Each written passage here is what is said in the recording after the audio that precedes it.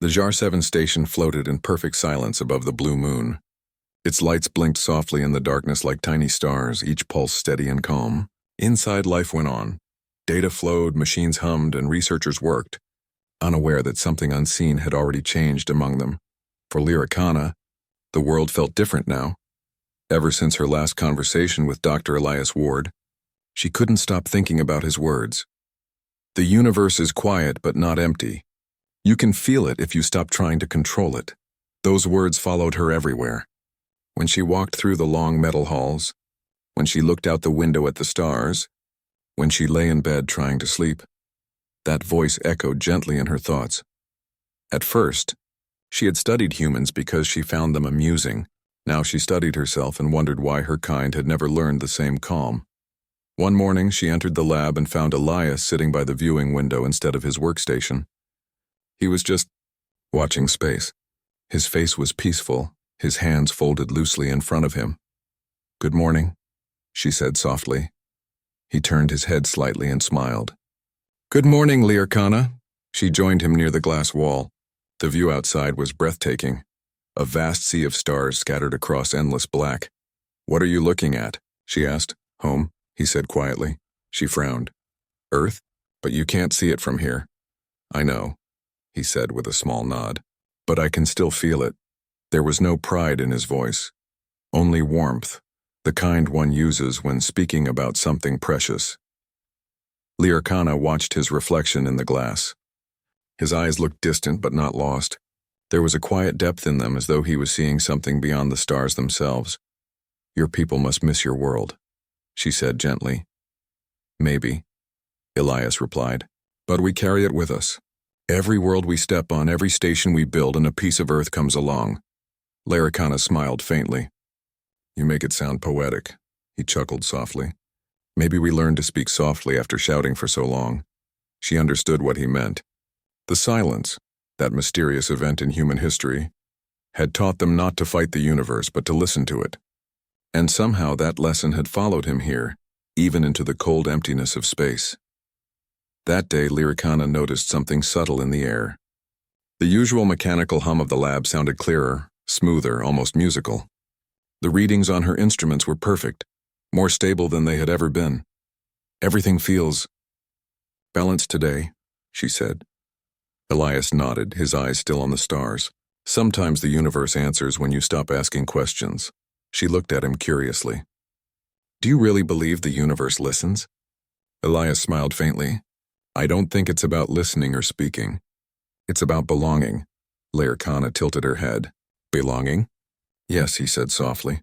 "Most species look at the stars and see distance. Humans look at the stars and see home. Maybe that's why we keep reaching, not to conquer space, but to remember that we're part of it." His words made her silent.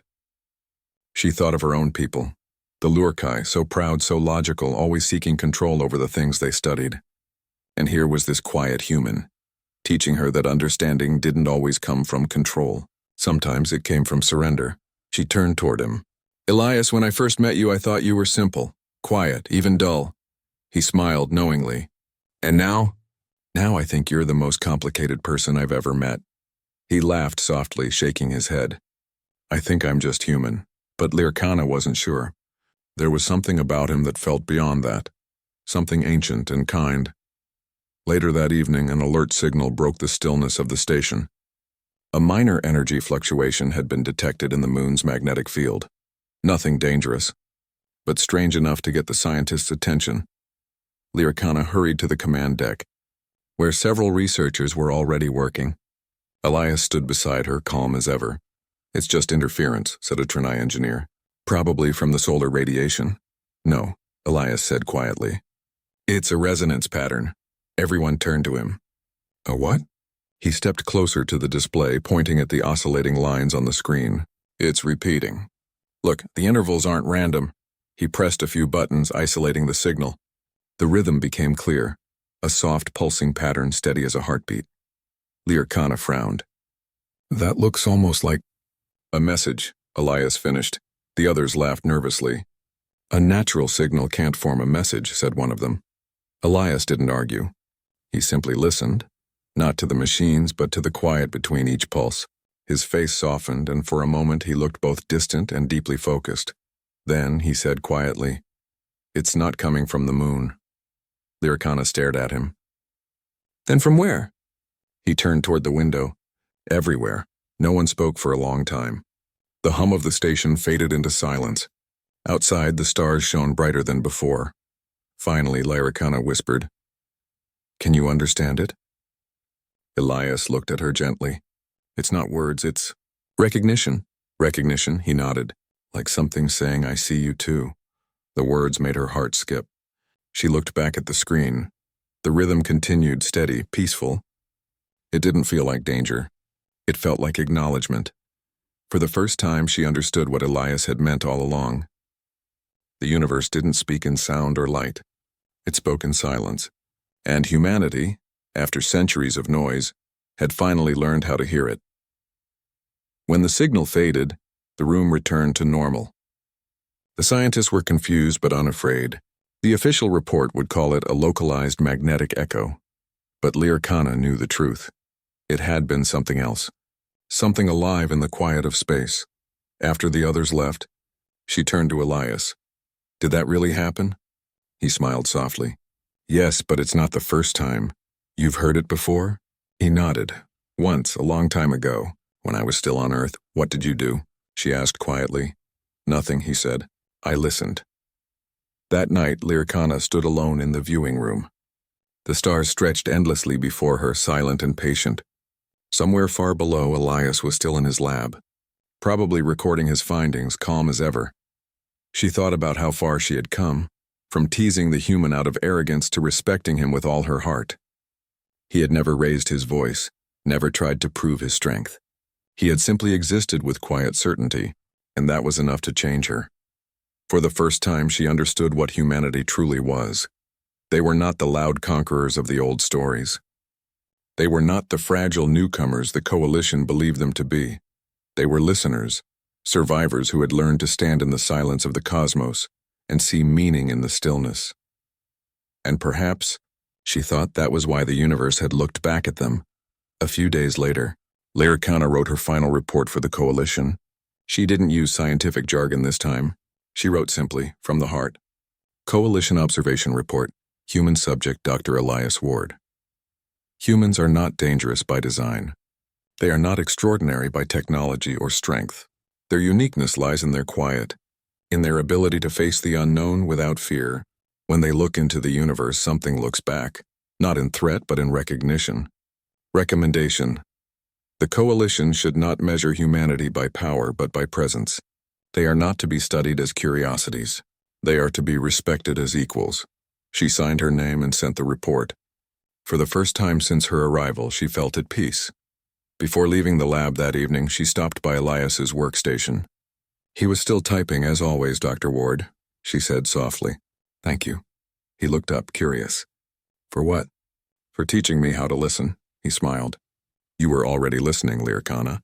You just needed silence to hear it," she laughed quietly. "You humans and your simple wisdom." "Simple things last," he said, turning back to his work.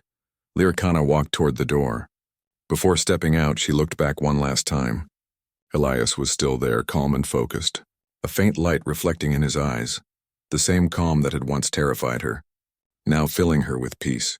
For a moment, the hum of the station faded and she felt the silence again, vast, endless, and kind, and she whispered more to herself than to him. Her teasing turned to respect when the human finally looked up. The next few days passed in a strange calm. The JAR 7 research station continued its slow orbit around the pale moon, its lights blinking quietly in the endless dark. Scientists from a dozen species went about their daily work, unaware that one quiet human was slowly becoming the center of silent curiosity. For Lyricana, nothing felt normal anymore. She still came to the observation lab each morning, still sat behind her screens and watched Dr. Elias Ward working in his small room. But now she wasn't just studying him. She was trying to understand him. He never seemed tired. He never complained. He never reacted the way others did. Even when she stopped her small tests and let him work in peace, he still seemed to know she was there. Sometimes, she felt he could sense her thoughts before she even spoke. It wasn't telepathy. It was something deeper, awareness without words, and it frightened her, though she didn't want to admit it. That evening, Lyrcana sat in her quarters surrounded by floating data screens. The soft light of the moon filtered through the window. She had opened every public record about humans in the Coalition archives. She read through pages of biological data, cultural studies, and history reports. According to official records, humans were late arrivals to the stars. Their homeworld, Earth, had suffered many global crises before uniting under a single banner. They were described as emotional but adaptable, capable of compassion and creativity, yet prone to conflict. None of that explained Elias Ward. The report spoke of humans as loud, expressive beings who needed constant communication. But Elias was the opposite, silent, steady, almost meditative. He didn't fit any of the profiles. She dug deeper, searching the restricted layers of the archive. Many documents were locked behind security walls marked Level 4 clearance. That level was far beyond her access. Still, curiosity pushed her to keep trying. She searched the open fragments, summaries, references, names of studies. One repeated phrase caught her attention. Post-silence adaptations. Her brow furrowed. Post-silence? What does that mean? She whispered. The file description was brief, too brief to satisfy her. It spoke of a period in early human space exploration, when communication between Earth and its colonies was suddenly lost for several years. No one knew what caused it, a cosmic storm, a signal failure, or something else. When contact was re-established, humans were different. The report ended there. No explanation, no details. Just that phrase, they were different. Lyrcana leaned back, uneasy. Different how? The light from her screen flickered slightly and she turned it off, staring out the window. Stars filled the sky like frozen sparks. Somewhere out there was Earth, small, blue, and full of mysteries. She couldn't stop thinking about Elias. Could he be connected to that post-silence change? Was that why he seemed so calm, so unreadable? The next day, she decided to ask him directly.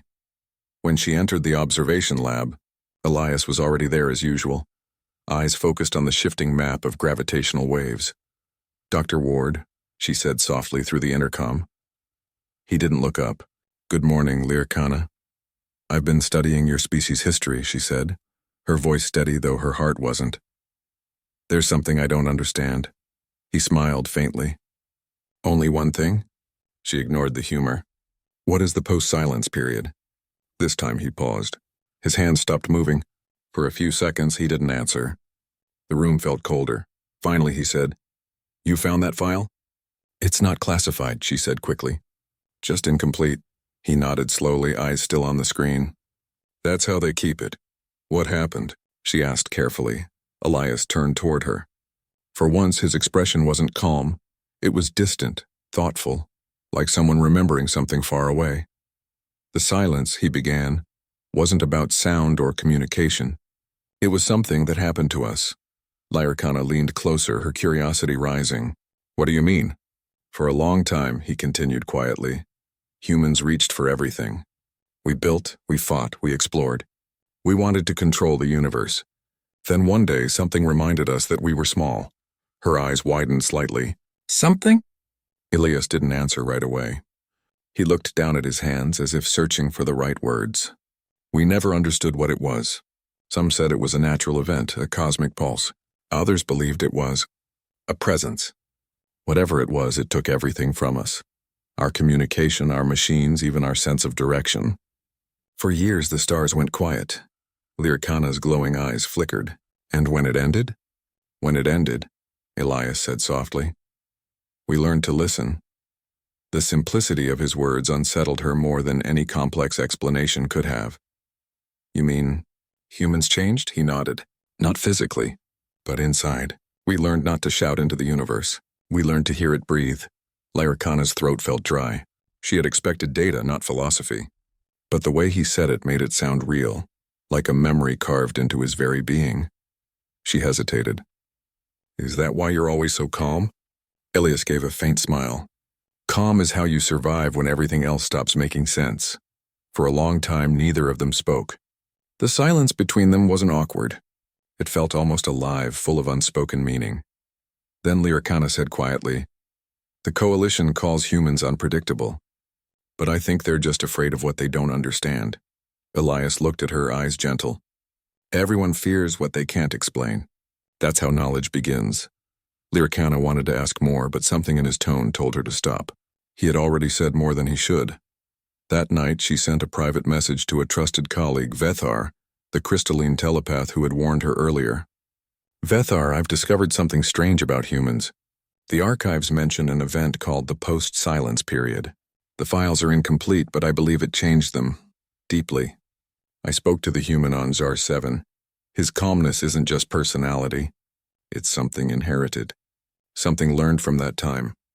Vethar's reply came minutes later. Be cautious, Lyricana. The Coalition hides information for a reason. Humans are unpredictable because they survived what others could not. They learned to endure silence and even from the stars. That kind of endurance leaves marks on the mind. His words stayed with her. She wondered if that was what she had felt when she touched Elias's thoughts, the echo of that ancient endurance. The next day, she noticed something new. As Elias worked, the instruments around him began to show subtle distortions. Nothing dangerous, just unusual. The temperature in his lab dropped slightly. The magnetic field readings fluctuated by a fraction. Even the light seemed to bend faintly near his workstation. Dr. Ward, she called softly. Are you adjusting the environment? He looked up, puzzled. No, why? She glanced at the readings. There's a small distortion forming around you. Elias frowned. Maybe the station's sensors are off. Perhaps, she said, though she knew they weren't. For a brief moment, she thought she saw a faint shimmer in the air near him, like heat waves rising from invisible fire. But when she blinked, it was gone. She didn't report it. Something inside her whispered not to. That evening, she wrote again in her personal log. Personal log, Lyricana, day 49. The human spoke of a time called the Silence. He described it not as a tragedy, but as a lesson. I believe that event changed humanity's place in the universe. They learned to hear things the rest of us cannot, perhaps even the universe itself. Today I observed energy distortions around him. Unexplained, but gentle. It felt peaceful. I no longer think the human is dangerous. But I do think he is different. She paused before saving the log. The word different felt too small. She whispered to herself, maybe they didn't evolve stronger. Maybe they evolved quieter. The next day, Elias was waiting for her when she arrived. I read your face, he said softly. You've been thinking a lot. She smiled faintly. You make it hard not to. He chuckled quietly. That's fair. Then he added, you should stop looking for the silence in old files, Lyricana. You won't find it there. Then where should I look? He turned his gaze toward the stars beyond the glass. In yourself. That's where it always starts. Lyricana didn't understand, but she felt the truth in his tone. It wasn't a riddle. It was advice. That night, she stood at the viewing window again, looking out at the quiet universe. The stars blinked slowly, patient and eternal, and she finally realized what humans had learned, the same thing Elias carried within him. Silence wasn't emptiness. It was understanding.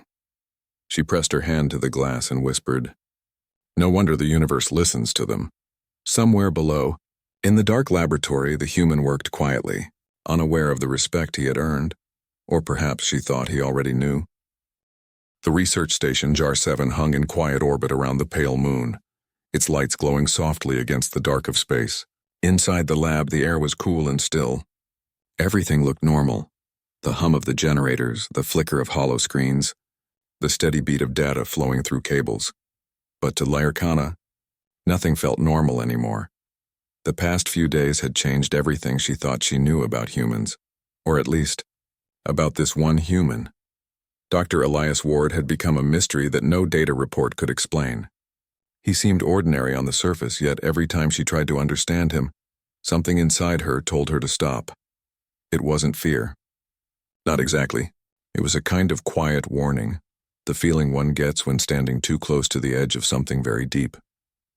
That morning, she sat in the observation room, pretending to review her reports.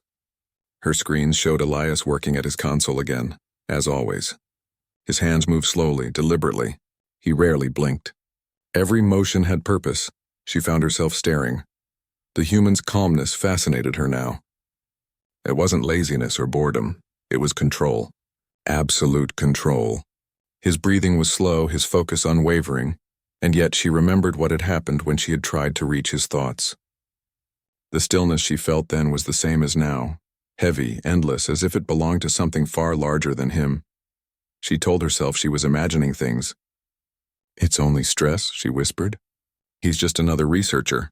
But her voice didn't sound convincing even to herself. Elias suddenly stopped typing. His hand froze above the console. Lyricana leaned forward. "Dr. Ward?" she asked softly through the intercom.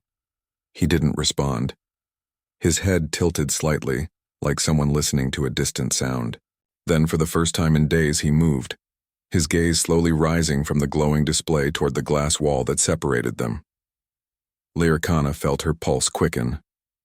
She had wanted to see his eyes for so long, but when he finally looked up, she wished he hadn't. There was nothing aggressive in his stare, nothing angry or unkind. It was calm, too calm. His blue-gray eyes were steady, thoughtful, and deep. But behind that calmness there was weight, something ancient and unmeasurable, something that made her feel small. The room seemed to grow quieter. Even the hum of the machines faded in her ears. Their eyes met for only a few seconds, but it felt much longer. Then Elias spoke. His voice was quiet, almost gentle. "Lyricana," he said, "you don't need to test me anymore." Her mouth went dry. "I wasn't—" He gave a faint smile. "It's all right." "I know curiosity when I see it," she froze, unsure what to say. "How long have you known?" He shrugged lightly. "Since the first day." The simplicity of his answer made her shiver. She realized how foolish she must have looked, playing harmless tricks while he had known all along. She tried to recover her composure. "Then why didn't you stop me?" Elias leaned back slightly, his eyes still on hers. "Because I wanted to see how far you would go." Her glow dimmed instinctively, a Lorkai reaction to discomfort. "You were observing me. Maybe both of us were observing each other," he said calmly. "That's how learning works, isn't it?" Lyricana didn't reply. She suddenly became aware of the way her hands trembled above the console. She looked down, trying to focus on her screen again, but the words blurred. She felt exposed, as if every thought she had ever formed was suddenly visible. When she looked up again, Elias had turned back to his work. He seemed entirely calm, as if their strange exchange had meant nothing at all. For the rest of the day, Lyricana avoided speaking. She simply watched him work, trying to understand how someone could carry such quiet power. There was no arrogance in him, no pride. He didn't try to impress her. He didn't try to hide anything either. It was as if he had made peace with something she couldn't see. At the end of her shift, she walked through the empty corridors of the station, lost in thought. When she reached her quarters, she sat in silence for a long time before activating her datapad. She began recording a private note, not for the coalition, but for herself. Personal log, Lyricana, day 43. The human subject continues to show unusual cognitive stability. Emotional fluctuations are minimal. When exposed to telepathic stimuli, subject exhibits no measurable reaction. However, during direct visual contact, I experienced what can only be described as a gravitational effect of awareness. It was not telepathic, but perceptual. The human truly sees in a way I cannot explain. She stopped recording and stared at the glowing words. Her fingers hesitated above the pad. She wanted to add more, but she didn't know what to say. No data model could capture what she felt when Elias looked up at her. It wasn't power. It was presence. Later that evening, she joined a small group of scientists in the mess hall. They were laughing and discussing their research over glowing cups of energy tea. The noise comforted her for a moment, pulling her back into normal life. But when one of them, a young Trinai engineer, mentioned the human, everyone grew curious. "Is it true they don't communicate through thought?" One asked. "They can't," said another. "Their minds are closed, primitive. That's why they use speech." Lyricana stayed silent. A tall Orthian noticed her quietness. "You've been studying one, haven't you, Lyricana? What's he like?" She hesitated, unsure how to answer. "Different," she finally said. "Not what I expected. Different how?" She looked down into her cup. "He's quiet, but his quietness isn't emptiness. It feels full, like standing beside a deep ocean. The others laughed softly. You make him sound poetic. Maybe, she said, managing a faint smile. Or maybe I'm the one who's finally listening. They didn't understand. None of them did. How could they? None of them had seen what she had seen when the human finally looked up. The next day, Lyricana avoided her usual teasing experiments. She observed in silence, respecting the invisible line that had formed between them. Elias worked steadily, occasionally humming a soft tune that the station's sensors couldn't identify. Around midday, the power flickered, a minor solar interference. The lights dimmed for a few seconds. When they came back on, Elias was still working, completely unfazed. You didn't even pause, she said through the intercom. He smiled faintly. Old habit. Earth's power grids used to fail a lot. You humans must be used to chaos, she said. Maybe that's why we learned calm, he replied. That simple answer stayed in her mind all day. That evening, as she walked through the observation corridor, she stopped near the viewing window. Beyond the glass stretched endless space and black, vast and full of cold stars. For the first time in her life, the stars didn't comfort her. They reminded her of Elias's eyes, bright, endless, and silently watching. She wondered what kind of history humans carried within them. The Coalition had classified much of their past, saying it was too violent, too unpredictable. But what if that wasn't the reason? What if the truth was something else? Something deeper that even the Coalition didn't understand? A memory of his words returned to her. I wanted to see how far you would go. It hadn't sounded like a threat, but it had felt like a boundary. A quiet line drawn between two kinds of beings, one that reached outward and one that waded inward. Lyricana realized something then. The fear she felt wasn't about danger. It was about not knowing. Humans were full of mystery, not because they hid things, but because their silence contained more than words could explain. The next morning, she entered the lab and found Elias already there, as usual. But this time something was different. The air felt heavier, more focused. He looked up before she could speak. Lyricana, he said softly, do you ever wonder what's out there? Beyond the data? She blinked. Beyond what we can measure? He nodded. Yes, the universe is quiet, but not empty. You can feel it if you stop trying to control it. She studied him carefully. Is that how humans listen? Sometimes, he said. Sometimes we just stop moving. And it listens back. Lyricana shivered. There was no arrogance in his tone, only calm certainty. She realized then that maybe humanity's strength wasn't in technology or intelligence. Maybe it was in their strange ability to remain still, to face the vast unknown without fear. When Elias turned back to his work, Lyricana found herself unable to move for a long time, because for the first time, she understood he wasn't the one being studied anymore. That night she recorded one final note before sleep. Personal log, Lyricana. Day 46. The human's behavior continues to challenge expectations. Observation no longer feels like science. It feels like standing at the edge of something vast. Today he asked what lies beyond the data. I had no answer. She ended the recording and sat in silence. Her room bathed in the soft glow of moonlight. Somewhere in the lower deck, she knew Elias Ward was still awake, still working, still calm, and though she didn't know why, the thought brought her comfort and fear at the same time. Because when the human had finally looked up, something in the universe had looked back.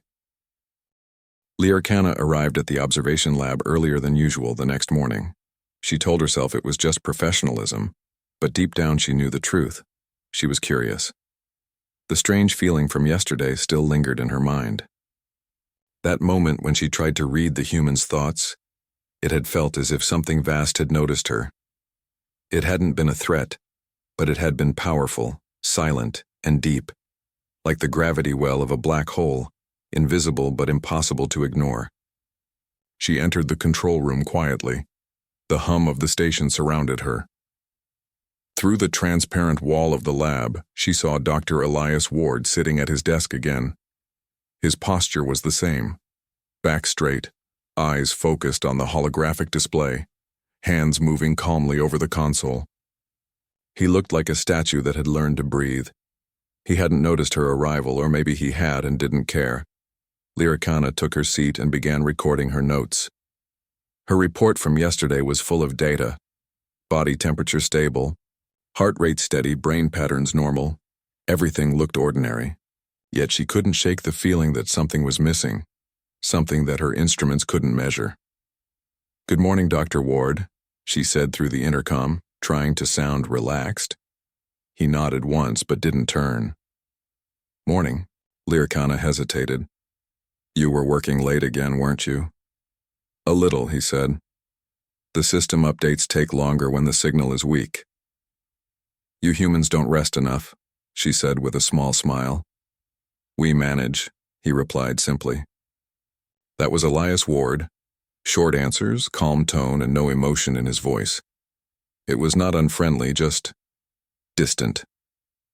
Lyricana leaned back in her chair, her glowing eyes studying him carefully. There was something about the way he existed in silence that made her feel uneasy. Most species made noise. Soft clicks, small gestures, even mental ripples that could be felt by telepaths like her. But Elias seemed to absorb silence. He sat there like an island in a storm, untouched by everything around him. Her mind whispered, "Test him again." It was not malice. It was science. Curiosity. She wanted to understand him better, so she began a new series of harmless experiments. She adjusted the room temperature slightly to see if he would react. The display showed a small drop, from 22 degrees to 18. Elias didn't move. Then she shifted the lighting from soft blue to pale white. No reaction. Finally, she activated a faint magnetic pulse that would make the hair on most creatures stand on end. Her scanners detected it. The pulse brushed against the human skin. Nothing. Lyricana frowned. It was as if he didn't feel the world the same way others did. Or perhaps he felt it and chose to ignore it. She took a deep breath and decided to do something she hadn't done since her training days, a focused mental projection. It wasn't reading his mind but sending a clear thought toward him, a soundless message like a whisper in the air. "Elias Ward," she thought gently. "Can you hear me?" There was no reply. She tried again, a little stronger. "Elias Ward, if you hear this, raise your hand." Still nothing. But just when she was about to stop, he paused. His fingers froze above the console. Slowly, he lifted his right hand and placed it on the desk. Lyricana's heart skipped. Had he heard her? Or was it coincidence? Before she could think, his voice came through the intercom. "Lyricana," he said quietly, "why are you testing me again?" She froze in her chair. "How did you—" He turned slightly, not fully facing her but enough for her to see his eyes. They were calm and unreadable, like the surface of a frozen lake.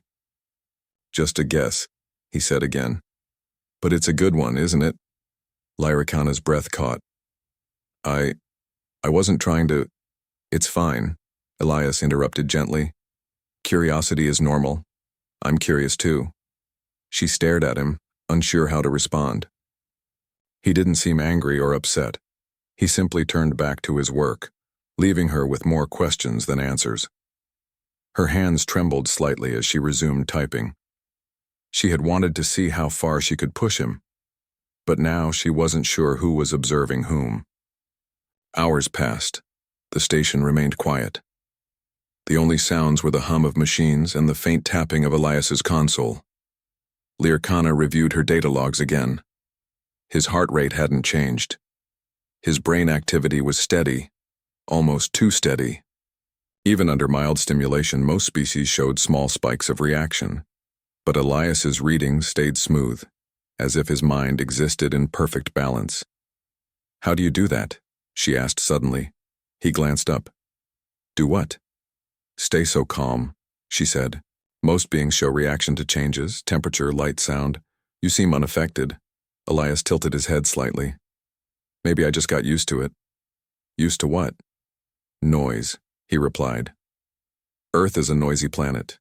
You learn to filter things out or they drive you mad." Lyricana smiled faintly. "Even mental noise?" For a moment she thought she saw a flicker of amusement in his eyes. Especially that. Her smile faded slowly. His tone was simple, but the way he said it made her feel that he knew more than he let on. Later, when Elias left the lab for a break, Lyricana sat alone with her thoughts. She looked around the empty room, the smooth walls, the quiet lights, the steady hum of machines, and felt an odd chill. There was something different about the air after he left. It felt lighter, freer. She hadn't noticed until now how much the atmosphere seemed to change when he was there. She checked her recordings again, trying to find logical explanations. Maybe it was her imagination. Maybe the environmental sensors were slightly off. But deep inside, she knew that wasn't it.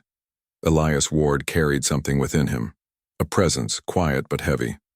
Not visible, not measurable, but real. That evening, Lyricana met another researcher in the mess hall, a tall, crystalline being named Vethar. He was from the Yurni system and specialized in telepathic psychology. "You look troubled," Vethar said, his voice echoing softly like glass bells. "It's the human," she admitted. "I can't understand him. He's too calm, too still. I can't feel his surface thoughts at all. It's like he's covered in fog." Bethar's color dimmed slightly, the Yurnian version of concern. "That is strange. Humans are usually quite open-minded, full of emotional waves." "Not this one," she said quietly. "When I tried to touch his thoughts, I felt something watching me, only for a moment. But it felt deep, endless." Vethar's crystalline head tilted slightly. "Be careful, Lyricana. Some species hide their strength behind stillness. Curiosity is good, but remember, not all doors should be opened." She nodded, though his words did little to calm her. Back in her quarters, Lyricana reviewed old reports about humans. Most of the Coalition's data described them as adaptable, emotional, creative, and unpredictable. There were records of human engineers surviving on dead planets for years, explorers crossing dark space without fear, and medics saving alien lives even when logic said they couldn't. But nowhere did it mention the kind of silence Elias carried. As she read, she noticed a file marked Restricted, Level 4 Access. Her clearance allowed her to see only the title, Human Cognitive Anomalies, Classified Studies. She frowned. Anomalies? Why would such a peaceful, harmless species have classified mental studies? Her curiosity deepened, mixing now with a faint growing unease. The next day, Elias was already in the lab before her again. He was watching a holographic star map when she entered. "You're early," she said. "So are you," he replied. Their eyes met briefly through the glass. For the first time, she felt like he was not just looking at her, but through her, quietly measuring her curiosity, her doubt, her fear. Then he smiled faintly and returned to his work. Lyricana's throat felt dry. She sat down, pretending to focus on her instruments, but she couldn't ignore the thought rising in her mind.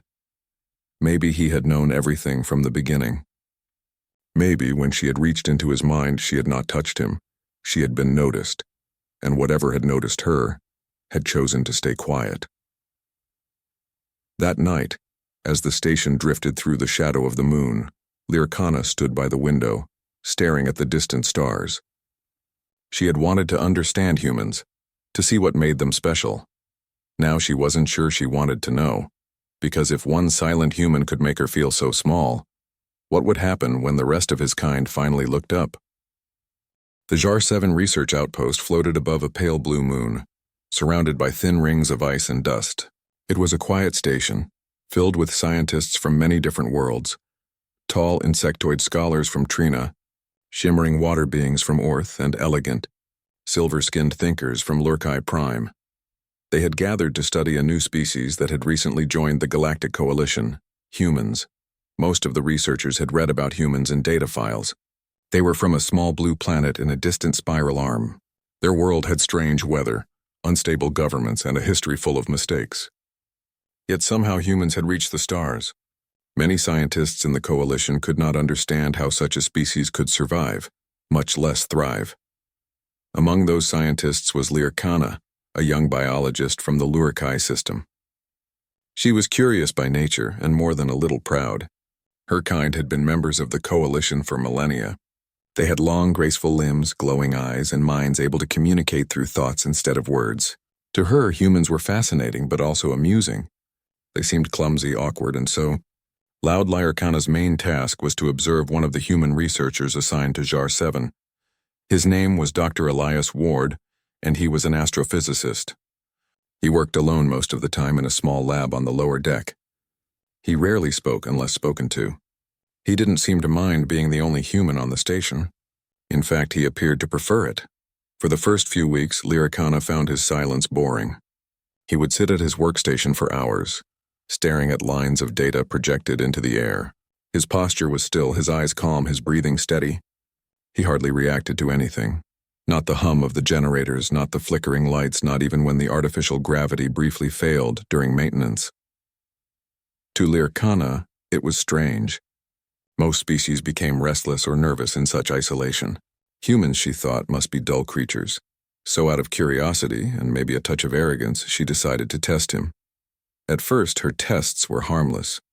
She would send tiny pulses of thought toward him, small telepathic whispers, the kind that could tickle another being's mind. Usually others would twitch or glance around in confusion when she did that. Elias didn't. He continued typing, his face unchanged, eyes fixed on his screen. Then she began to tease him in other ways. She would adjust the air temperature slightly, making it a little colder or warmer just around his seat. She shifted the lighting color, a faint golden hue one moment, a soft blue the next. She even sent a gentle ripple through the gravity field, enough to make the tools on his table tremble for a second. Still, the human did not react. That, to Lyrkana, was unthinkable. Even the Trinaeans with their calm insect minds would notice such things. She floated near the observation glass, her glowing eyes narrowing in interest. What was he thinking? Was he ignoring her? Or did he truly not feel anything? On the 5th day of observation, she decided to take her game further. Using her telepathic link, she tried to read the surface of his thoughts. It was a common technique for her kind, gentle and polite when done carefully. She expected to find simple things, thoughts about numbers, maybe hunger or boredom. But as soon as her mind brushed against his, she froze. It was like touching a sea of clouds, endless, quiet, and deeper than it appeared. There was no emotion on the surface, no obvious thought, just stillness, a calm so pure it felt unnatural. She pulled back, confused. Perhaps she had missed the right frequency. Humans had primitive neural patterns after all. She adjusted her focus and tried again. This time she felt something. A hum, a soft, low vibration, almost like the sound of wind passing through mountains.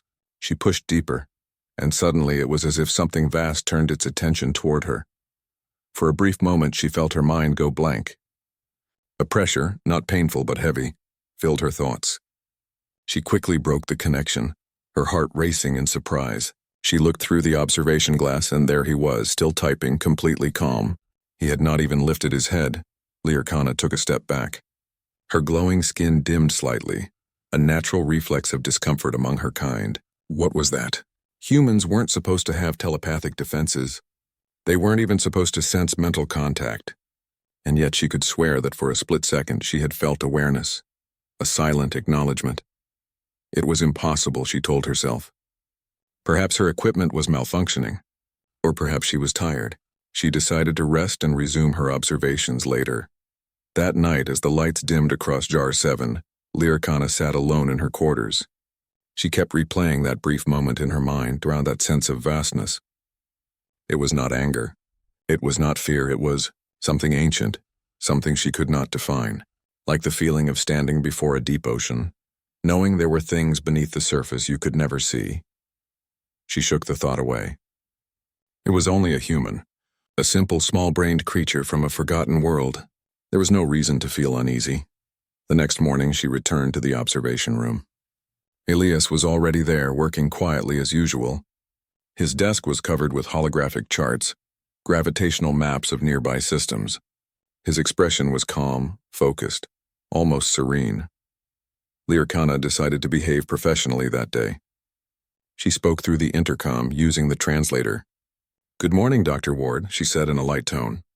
"Did you rest well?" "Yes," he replied without looking up.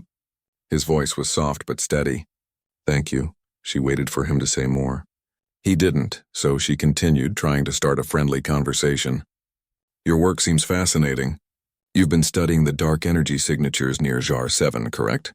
"Yes," he said again. Still no eye contact. "You must have noticed the fluctuations around the outer ring. Do you think they are natural?"